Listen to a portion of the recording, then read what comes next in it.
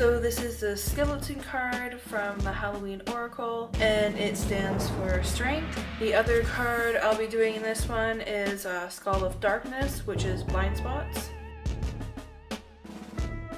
So we have sort of a full age skeleton here from the hips upwards, and then also a skull beside it with a like little halo of, I don't know if that's light or just coloration around it, I don't know. With some writing in the background that's not really legible. So pretty simple.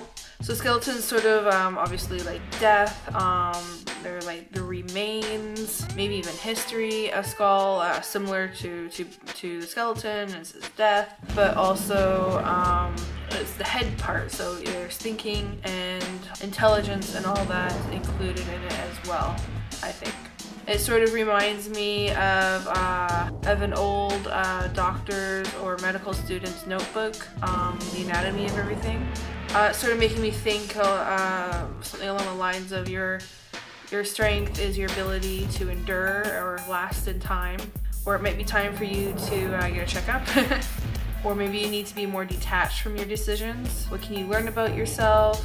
Or just that strength doesn't always have to be equated to muscle mass, I guess. So skeleton, which is strength, and the little poem is, on the outside is flesh, on the inside is bone. There is strength in vulnerability, in power we have grown. Halloween is a scary festival. It is meant to frighten. We are meant to feel the release of being pleasantly scared. We trick-or-treat even though we know that someone may surprise us. We watch horror films knowing they will scare us. We even dress as skeletons who have no flesh at all and their bones are there for all to see.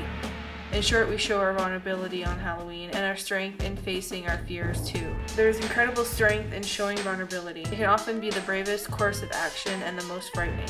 More often than not, it is a powerful catalyst for personal growth, even though we may not be able to perceive it at the time. By showing our true selves and displaying some balanced vulnerability, we can seek and receive greater understanding from others.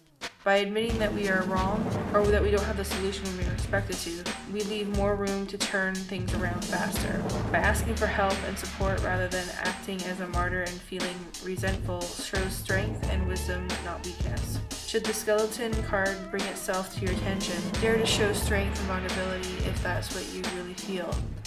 Shame, pride, grudges, or embarrassment are hefty burdens that need not be carried throughout the darkest of nights.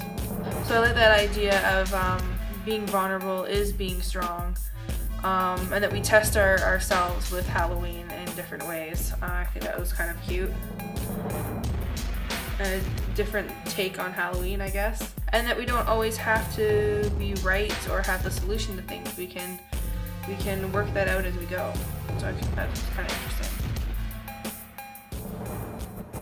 So in this we see an old cracked skull with a lit candle on its head that's been sitting there for a while, it looks like.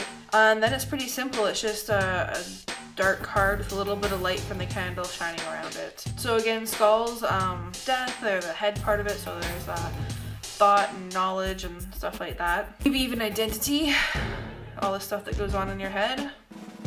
The candle is it's a light source again, so the whole light theme that runs through all this.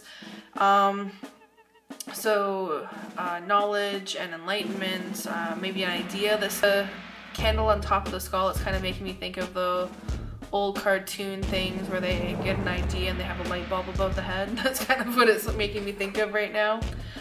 It's also making me kind of think of the catacombs in France. The simplicity of it and darkness being a thing of it. Darkness hides things. There's a mystery to it. Also, the simplicity of the card is making me think of get back to the basics and the simple. Is getting back to the simple basics in my own personal practice. It's making me think along those lines, because that's something I tend to like to do with my practices anyways. Being a skull, maybe you're stuck or immobile because you don't have the rest of the body there, it's just a skull. Not that the skeleton could get up and walk away, but yeah. Along the ideas of the whole light bulb imagery is maybe it's saying what areas of your life is the light bulb just not on, is it not shining on?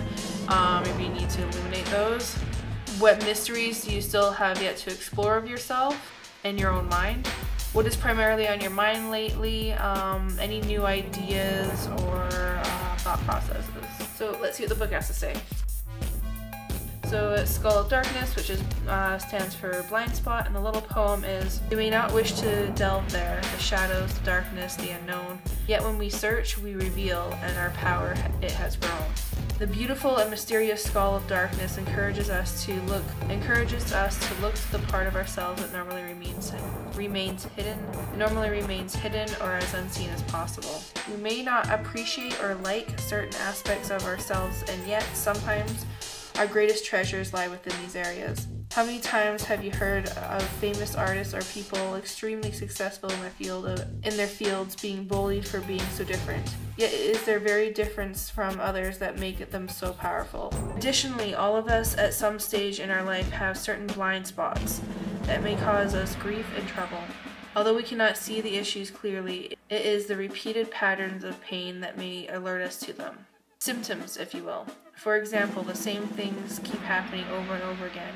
We may be betrayed repeatedly, fail at something repeatedly, not complete tasks continually.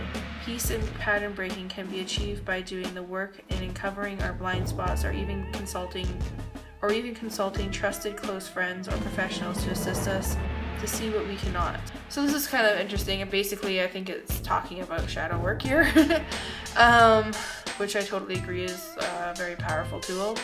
I like the line that we may not appreciate or like certain aspects of ourselves, and yet sometimes our greatest tools lie within these areas, which is kind of an interesting way to look at it. Also thinking of the repeated patterns of pain as symptoms that will alert us. I just like the way they term that. So anyways, yeah.